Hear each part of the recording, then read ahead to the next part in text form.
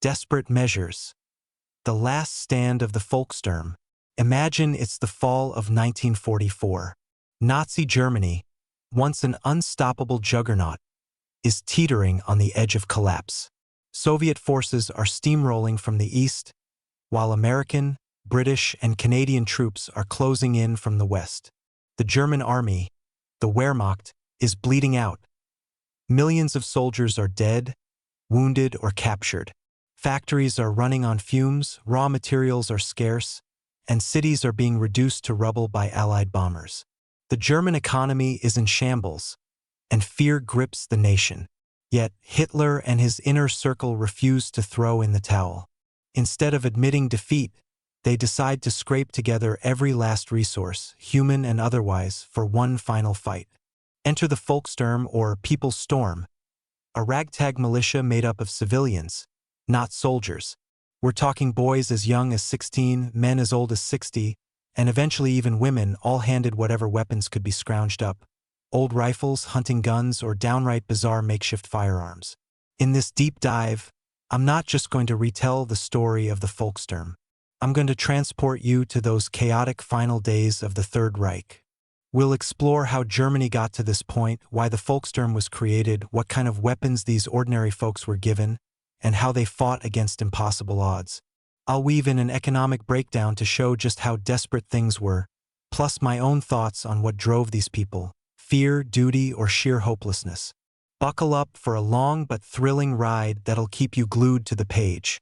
To understand the Volkssturm, we need to rewind and see how Germany, a powerhouse in 1939, ended up in such a dire situation by 1944. At the start of World War II, the Wehrmacht was a force to be reckoned with. They blitzkrieged through Poland, France, Norway, and the Balkans, making it look easy. German tanks rolled across Europe, and the Luftwaffe ruled the skies. It seemed like nothing could stop Hitler's war machine. But then came 1941, and the invasion of the Soviet Union, Operation Barbarossa. This was the turning point. The Nazis underestimated the sheer size of the USSR, its resources, and the grit of its people. By winter, German troops were stuck outside Moscow, freezing and overextended. The disaster at Stalingrad in 1942 to 1943 sealed their fate.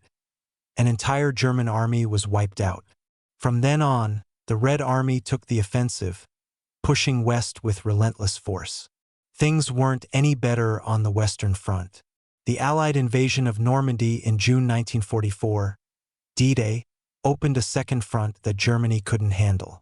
The Luftwaffe was all but grounded, and German cities were being pounded by Allied bombers.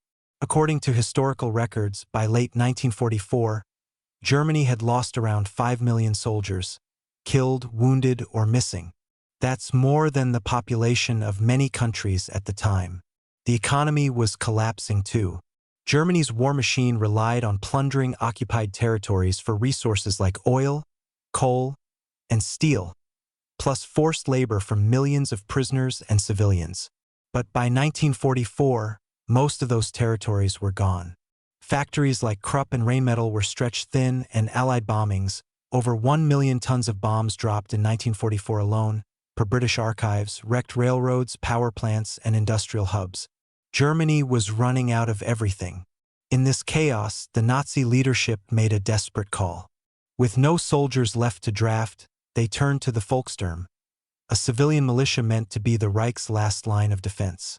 This wasn't a military plan cooked up by generals. It was a political stunt led by Nazi party officials, known as Gauleiters, with Hitler's blessing.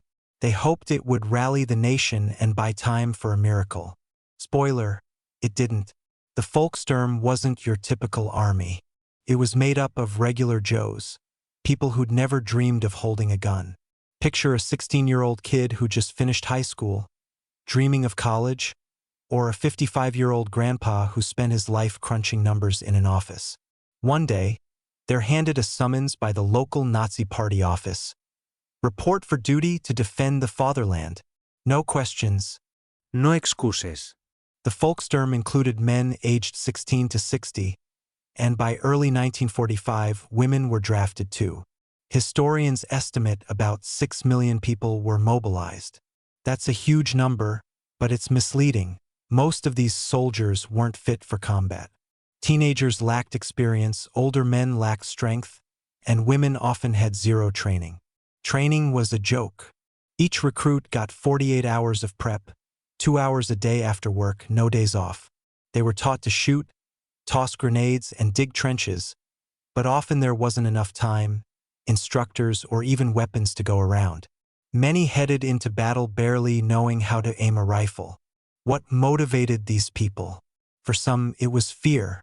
Nazi propaganda painted a terrifying picture of the Red Army, spreading stories, often exaggerated or fabricated, about Soviet atrocities. Others felt a sense of duty to protect their homes and families. But for most, it was resignation. They knew the war was lost, but desertion meant a death sentence, and fanatical Nazi overseers were watching their every move. I can't help but wonder what it was like to be in their shoes. Imagine being handed a rusty rifle and told to face a tank, knowing you're probably not coming back. Yet you go because your family's behind you and the system's got you trapped. It's a gut-wrenching tragedy that makes you think about the power of ideology and the cost of blind obedience. If the Volkssturm was Germany's last human reserve, their weapons were the last scraps of its arsenal. By 1944, German armories were nearly empty. The Wehrmacht and SS took whatever was still functional, leaving the Volkssturm with whatever could be dug up: outdated, captured, or hastily cobbled together gear. Rifles, from trophies to trash. Rifles were the backbone of the Volkssturm's arsenal, but they were a mixed bag. The Germans scrounged up anything they could find: captured Austrian Mannlicher rifles, French guns from World War I, hunting rifles, even sporting rifles like the Anschutz. These were often handed out with a handful of bullets, sometimes just 5 or no sling or flat-out broken. When the trophy piles ran dry, Germany turned to ersatz, substitute, weapons. The VG.2 rifle was the poster child of this desperation. Think of it as a gun stamped out like a cheap toy. A body made of 2 pieces of metal, a wooden stock bolted on, and a simple bolt-action mechanism. It used a 10-round magazine from the G.43 rifle, firing 7.92 by 57 mm rounds. About 50,000 were churned out, not carefully crafted but slapped together. These were for people who, just days before, were assembling parts at a factory or serving bread at a bakery. Then there was the VG.45, an attempt at an automatic rifle. It used a blowback system and fired 7.92 by 33 mm Kurz rounds, with a magazine from the STG.44 assault rifle. Its design was so basic it was compared to a meat grinder or a bike pump. Only about 20,000 were made, and they were notorious for jamming. For a Volkssturm fighter, getting one was like hitting the jackpot until it failed in battle. Submachine guns, the poor man's Sten. Automatic weapons were even scarcer. Enter the MP 3008, Germany's knockoff of the British Sten submachine gun. The Sten was already nicknamed the plumber's nightmare for its crude, pipe-like design. The Germans thought they could do it cheaper. The MP 3008 was a caricature of a weapon: a vertical 32-round magazine for 9 by 19 mm parabellum rounds, a grip made from a steel rod, and a bare-bones casing. It was produced everywhere from Mauser and Henkel factories to the Blom and Voss shipyard, which churned out a clunky version with a wooden grip that felt more like a prop than a weapon. The plan was to make 200,000, but estimates suggest only 10,000 to 25,000 were built. That meant 1 or 2 submachine guns per Volkssturm battalion, if they were lucky. Machine guns, relics of a bygone war. Machine guns were a rare luxury. The Wehrmacht hoarded modern MG.42s and MG.34s, leaving the Volkssturm with relics from World War I, like the MG.08/15 and MG.08/18. These beasts weighed up to 40 pounds, used water or air cooling, and came with 250-round belts, if you could find the ammo. Often, they'd been rusting in storage for decades. The Volkssturm also got captured machine guns like Yugoslav ZB.37s or Dutch Lewis guns. Ammo was a gamble. Sometimes there was none. The Nazis were more focused on appearances, arming people to look like an army, even if it was all smoke and mirrors. Panzerfaust, the tank killer. The real star of the Volkssturm's arsenal wasn't a gun. It was the Panzerfaust, a disposable anti-tank launcher. Picture a short tube firing a shape-charge grenade that could punch through tank armor. Effective range, 30 to 100 yards. It was designed for close-quarters urban combat, not open fields. Germany produced over 8 million Panzerfausts, enough for everyone, kids, old men, women. In open terrain, a Volkssturm fighter with a Panzerfaust was a sitting duck. But in cities like Berlin, they became tank hunters. Hiding in basements, attics, or behind rubble, they'd fire and often die immediately after. In the Battle of Berlin, up to 70% of Soviet tank losses were due to these one-shot wonders. Each hit was a small victory, paid for with a life. The Panzerfaust was the Volkssturm's trump card. Cheap, simple, deadly. But it also embodied their tragedy.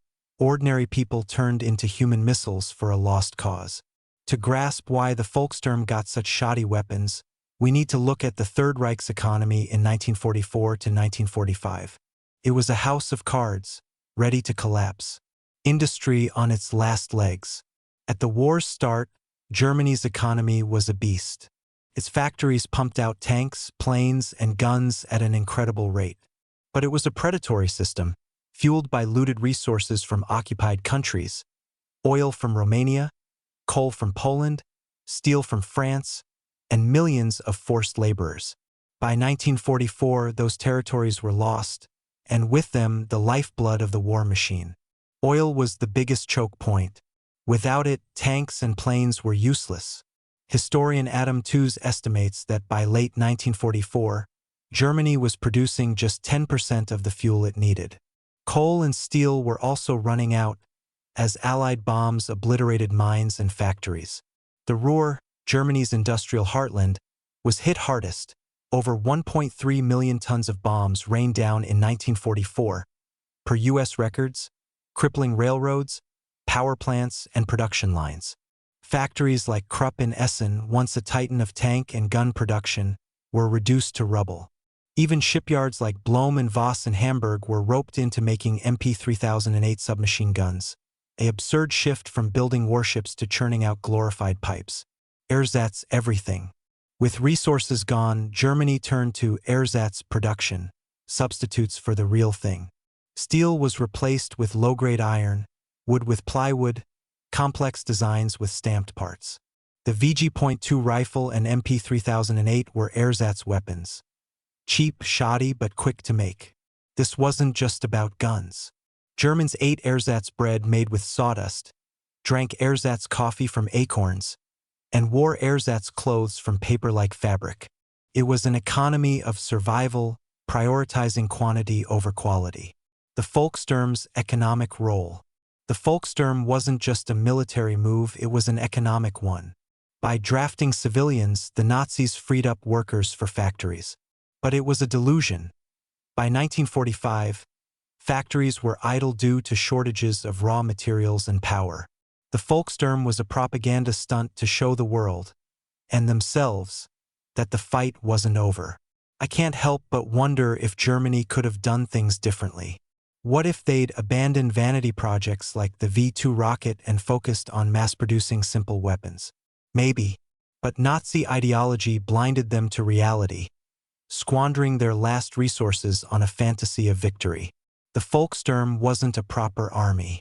It was a patchwork of poorly armed, barely trained civilians. Yet they fought, sometimes with surprising tenacity. Let's look at their battles. The Eastern Front. The Volkssturm first saw action on the Eastern Front in late 1944, as Soviet forces barreled toward Germany. These civilians were thrown into the meat grinder to plug gaps in the line. Teenagers and old men with outdated rifles faced T-34 tanks and artillery barrages. The outcome was predictable mass slaughter. But in cities like Königsberg and Breslau, the Volkssturm showed grit. Armed with Panzerfausts, they turned streets into kill zones. Soviet veterans recalled Faustniks, Panzerfaust wielders, as a constant threat in urban combat, popping up from basements to take out tanks before vanishing or dying. The Western Front. On the Western Front, the Volkssturm was less active.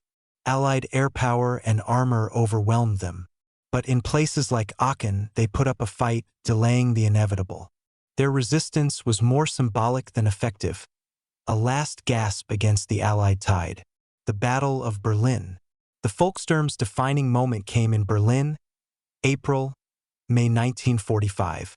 The city was surrounded, the Wehrmacht in tatters, yet the Volkssturm fought on. Kids with Panzerfausts took out Soviet tanks. Old men manned barricades with rifles. Historians estimate that Faustniks caused up to 70% of Soviet tank losses in Berlin. It was a staggering toll, but it came at a horrific cost. Thousands of Volkssturm fighters died, many in their first and only battle. Some surrendered, seeing the futility. Others fought to the end, driven by orders, fear of SS execution squads, or sheer desperation. Picture Berlin in those final days. Streets ablaze, buildings in ruins, teenagers facing tanks. It wasn't war, it was apocalypse. The Volkssturm story is more than a wartime footnote. It's a warning about the dangers of fanaticism and blind loyalty. The Nazis threw civilians into a lost war, arming them with junk and sending them to die for a doomed ideology. It's a stark reminder of what happens when propaganda overrides reason. Economically, it's a lesson in mismanagement. Germany's resources were stretched thin, yet they wasted what little they had on futile resistance. Modern nations can learn from this. Squandering resources in a crisis only deepens the disaster. Above all, the Volkssturm is a human tragedy. Millions who could have lived, teachers, kids, grandparents, were sacrificed for nothing. It's a call to value every life and strive for peace over ideology. The Volkssturm was the Third Reich's final, futile gesture. It wasn't an army but a shadow of one, armed with rust and desperation. It couldn't stop the Allies or the Soviets, but it left a mark, a testament to the madness of war and the cost of fanaticism. This story challenges us to reflect on history and its lessons, the price of ideology, the value of life, and the need to learn from the past. I hope this deep dive was as gripping for you as it was for me to write. Let's keep exploring history together.